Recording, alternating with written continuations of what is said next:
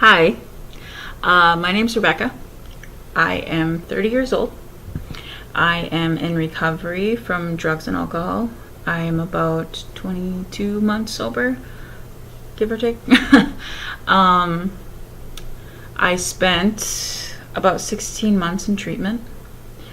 And I just really feel led to share my testimony because the Lord has done so many great things in my life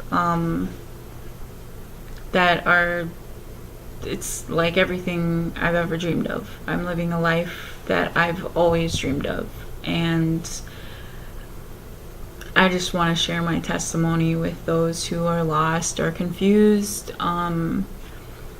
who are thinking of getting sober, or even if you're just a single mom who who needs a little bit of encouragement. I just want to help anybody, who's struggling. So,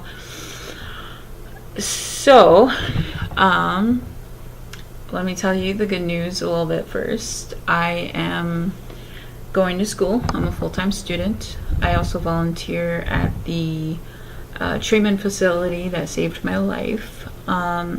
I go to a great church called Serenity Village. I live in Minneapolis. I have a daughter. She's 5. Her name's Sophia. And I'm free. 100% free from addiction and drugs and depression and anxiety and anything that hurt me in my past, my childhood. I am completely healed and free. And I can't explain to you the amount of joy that the Lord has given me every day. I have peace, I have self-control, I have everything that the Bible has promised me that I would have. I have it. And for those of you who think that it's fake or I'm lying, it's not. It's real. It's truth. It's attainable. It is something that you can have. Like, you can do this. You can get sober. If you want to, if you so desire to have a relationship with God and to be sober, you are on your way. Doesn't matter if you're drunk right now or you're high right now. Like, if you even have those thoughts, that's a good thing, and you should embrace it and take your time.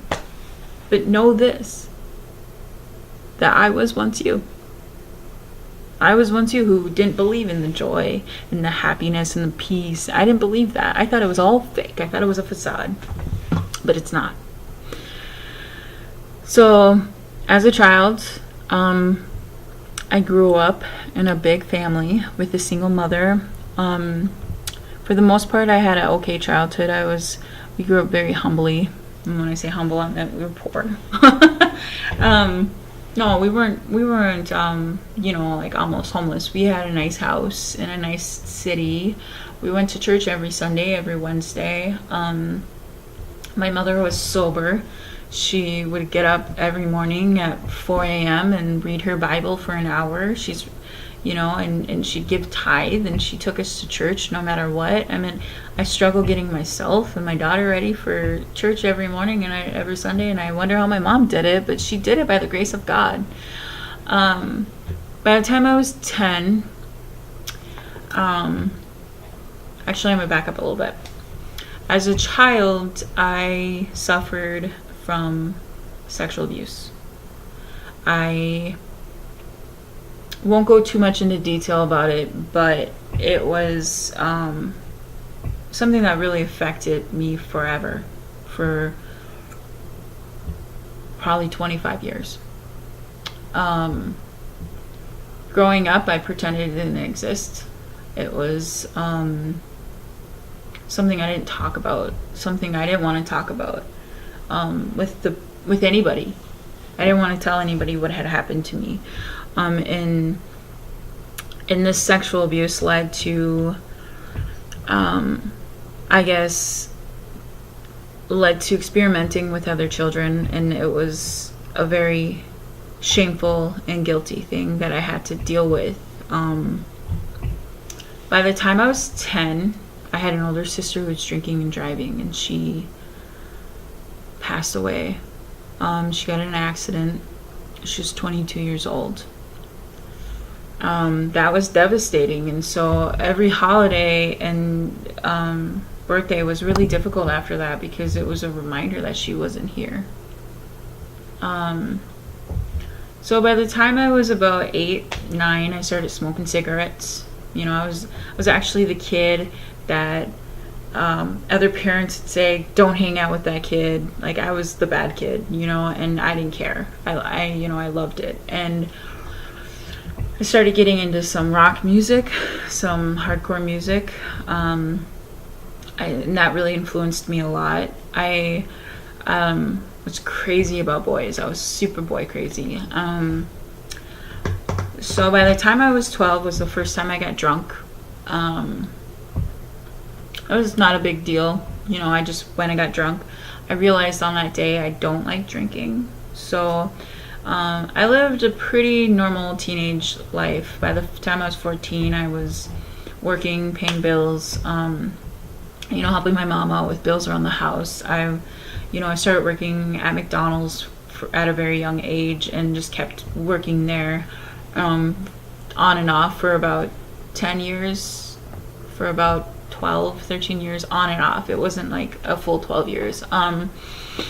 And by the time I was 15, I was going to youth group a lot, and that's when I gave my life to God. That's when I gave my heart to Christ. It was at Lake Geneva here in Minnesota. And it was a beautiful thing. I was in love with God, and I was in love with Jesus, and I really opened my heart up to him. I was given the gift of tongues. I was prophesied over. I was given this future that the Lord had for me. And then 17 years old happened. I had dated this guy who was dating everybody else. He was just a bad boy.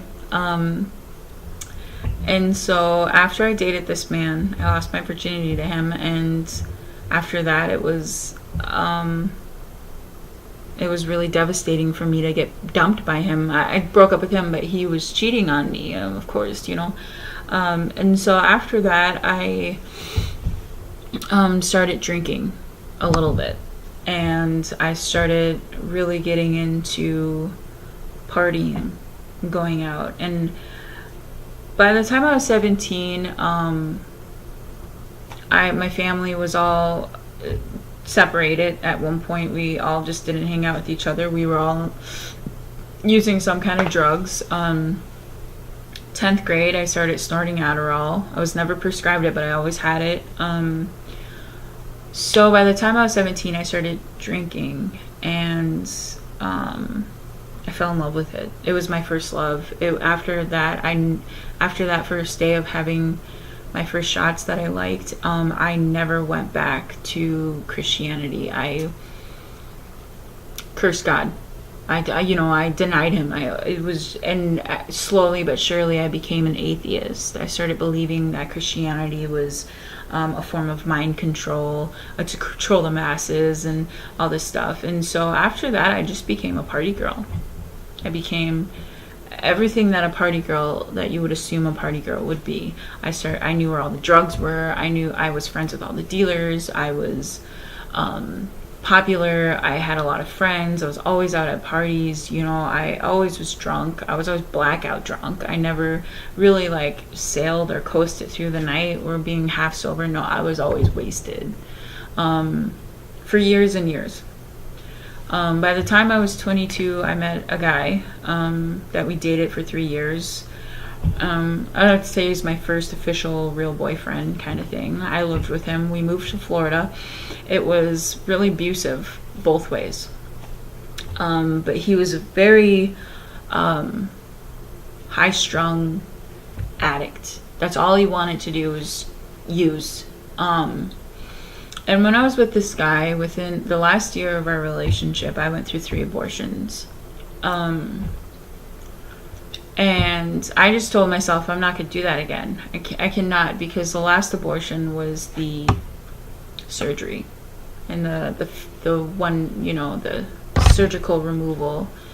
The reason why I can talk about this now so casually is because I'm healed from it and I'm free. And so he broke up with me eventually, and I was devastated.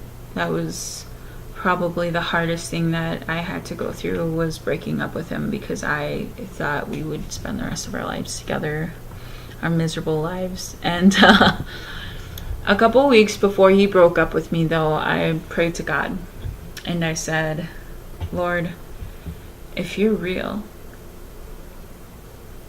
help me. That's all I said. 2 weeks later, my boyfriend broke up with me, and it was devastating for me.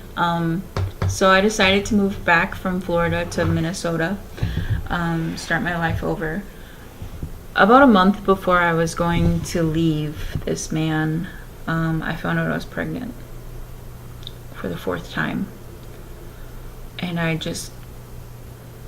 I couldn't get another abortion. That was off the table. So I said, okay, I guess I'm going to be a mom. It was really difficult for me to adjust to being a mother. And I didn't think I could do it because my addiction. I knew that someday I was going to choose my addiction over this baby, because I had done it so many different times with so many different people and different situations. I've always chose my addiction over them. But I had her, and the Lord was still working on me, still grinding the gears. I was still very angry, because in all reality my addiction was fueled by anger and depression. I was angry for 11 years.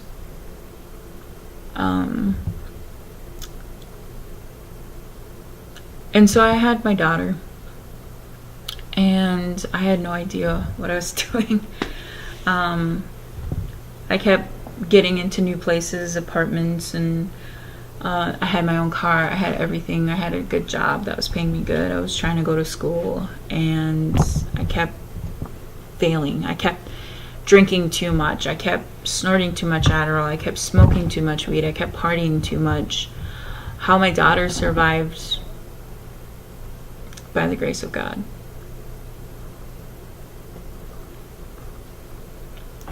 So by the time I was 28 years old, I was hitting my bottom. And for those of you who don't understand what the term is, hitting bottom, it means it's called that you hit rock bottom. And it's devastating. Your life is devastated. But the thing is if you have a family member who's going through addiction, and you can't help them anymore, and you're not part of their life, and they're struggling very bad, the unfortunate ending could possibly be death. But if they're at rock bottom, it means they're very uncomfortable in their addiction, which means now there's only one way, up. Addicts can only really help themselves in the beginning. They're the only ones who can realize what they're doing. You can't make them realize. Before my daughter, before I found God, there was no one that could have told me to quit drinking or to quit using drugs. No one. If you told me that, you were out of my life. Hopefully I can somehow do a video on Al-Anon and being a family member of an addict. So by the time I was 28, I hit my rock bottom. I was done.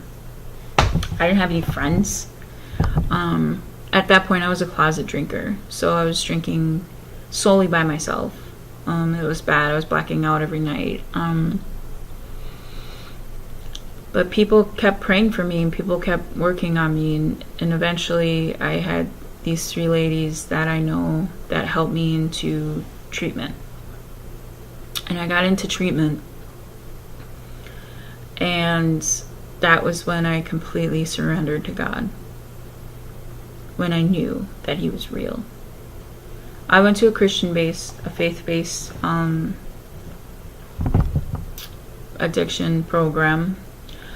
And I went to a second faith-based program for mothers and children. There's all kinds of help out there. If you're struggling and you are in your addiction, look and help. Ask people for help. That's the only way that you're going to get sober, is if you start to bond with other people and you start to hold on to other people. Because, and I don't mean people who are at the same pace as you. You can't meet someone who's in addiction and rely on them. Trust me, I've tried. I've had many friends fail. Many friends have relapsed and are back in their addiction that I've known from the beginning. I'm talking about people, my sponsor is 25 years sober. She's married. She has a life I want. So I chose her, and you know, she really helps me through a lot.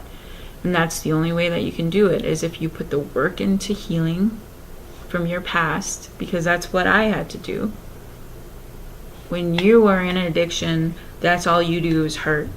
You hurt other people, you hurt yourself, you hurt. And the only way that you can do that is by getting sober and healing, fully healing from everything that you've done, everything that's happened to you as a child. I had to heal from my abortions. I had to heal from my sexual abuse. I had to heal from what happened to me. I don't know, some girl was mean to me 5 years ago. I had to heal from that. You have to heal from the stuff in your past in order to move forward. You're holding this huge bag of stuff, of yuck, of unhealed wounds pretty much. And God is asking you, let me take it. Let me take this burden from you. I think for the most part, the one thing that I think about, what I'm going to ask you right now, if you're watching this video, is there's a verse, a part in the Bible that talks about Paul, the Apostle Paul. If you don't know who I'm talking about, Google him. He's an amazing person in the Bible. He wrote 2/3 of the Bible. He was a Christian killer, because when Jesus Christ came to the world and he was just a simple man telling people that he was the Son of God, at this point to Judaism, that was blasphemy to say you're God. And so what he was doing was very dangerous, and he was stirring the pot, I guess what you'd say. So Jesus was not liked by like the Pharisees and the Sadducees in the Bible. I'm sorry if you don't really know the Bible too much and I'm using all these terms, whatever. Study. That's how you're going to get to know any of this, is if you study the Bible yourself. So Paul was a persecutor of Christians. He killed them. He hated them. He was just not, and is not having it. And so one day, 2 years after Jesus was crucified, Paul was walking from Jerusalem to Damascus on a road. Damascus. I'm sorry if I'm saying it wrong. And that's when Paul and the men that he was with saw a huge light come out of the heaven, like just huge light. And that's when Jesus came to him and said, Paul, his name was Saul at the time. He said, Saul, Saul, why are you persecuting me and my people? And so Saul said, who are you? He said, I'm Jesus. I'm God. I'm the Son of God. And after that conversion, or after that huge thing that happened, Paul just changed completely. He saw God. He saw Jesus. He saw that it was real. He saw And this is coming from a guy who used to kill Christians, and then all of a sudden, bam, his life changed. All just like that. Just like that. Just changed. So what I'm getting at is, has that happened to you? Have you had an encounter so powerful and so great, just like on the road to Damascus, where it's changed your life so amazing that you can never go back to being who you are? If you haven't had that effect, if you haven't seen Jesus yet, ask him. Ask him. Ask God to reveal himself to you. He will. He will, and it'll be so profound and so pivotal in your life. Whether you're coming out of addiction or whether you are just lukewarm Christian, ask God to reveal himself to you the way that he revealed himself to Paul. And you know, after that happened, Paul went on to write 2/3 of the New Testament. He had a calling on his life, and God knew it. God knew it. You have a calling on your life. You do. We all do. Everyone was born with a calling on their life. Whether you want to believe it or not, you were made for something more. This joy and this peace and this happiness, this is real. This is true. This is stuff that I can confess to you. I am a witness of Jesus. I know it's real. And I know it's so hard for you to believe it, because it was really hard for me. Trust me, it took me years and years. It took me till my daughter was 3 years old to figure out that I need to sober up and there is something more to this life. Just do it. Ask him. He wants to hear from you. God wants to hear from you. He loves you. He created you. I don't know how it is for men, but with mothers, it's like once you have a child, there's nothing this child can do to make you hate him. Our God's love is like the love of a mother. It's undeniable. Paul had a calling on his life. His calling was to save the Gentiles. And when I mean the Gentiles, I mean anybody who's not Jewish. And without him, Christianity wouldn't be as big as it is now. Worldwide known. It would not be that. See, Paul's message was for the Gentiles as well as the Jews. What's your calling? What's your road? Where are you going to find Jesus? Where is he going to be at? Ask him. I dare you to. The last thing I want to go over is my life is amazing. I get blessed every day. Every single day I get blessed. I have joy. I have peace in my life.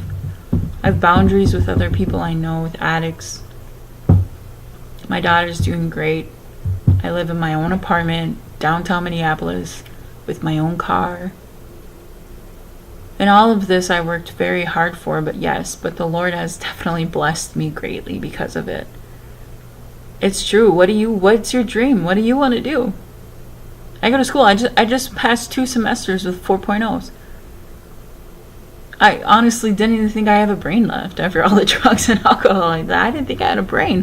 I passed 4.0s. I love what I'm doing.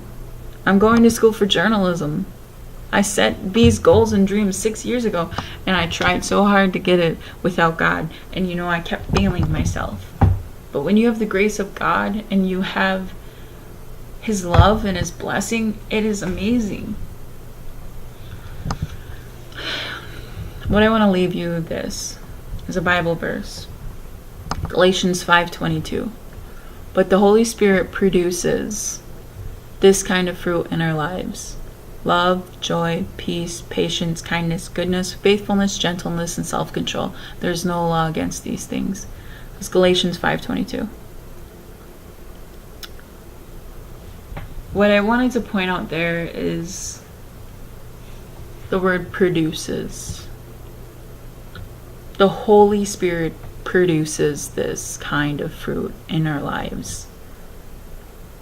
That means that you don't have to love. You don't have to have joy. You don't have to be peaceful. You don't have to have patience or kindness or goodness or faithfulness or gentleness or stuff. You don't have to have those when you come to the cross. So pretty much you don't have to be perfect. Look at me. I was broken. I was labeled a drug addict, a whore, a drunk.